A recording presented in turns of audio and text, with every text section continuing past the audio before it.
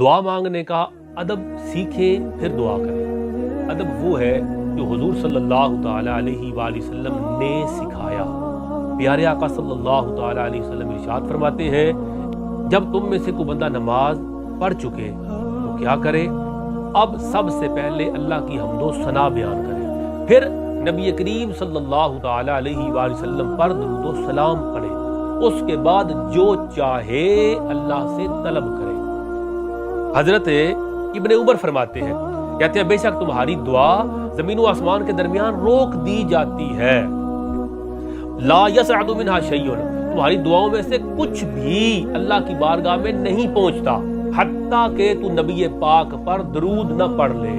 تو دعا مانگو، لیکن ادب اور طریقہ اس کا یہ ہے، پہلے اللہ کی حمد و ثنا بیان کرو، پھر سرکار پر درود و سلام پڑھو، پھر جو کچھ بھی دعائیں کرنی ہے وہ کرو، اور اینڈ پر دوبارہ درود شریف پڑھ کے اللہ کی بارگاہ میں پیش کرو۔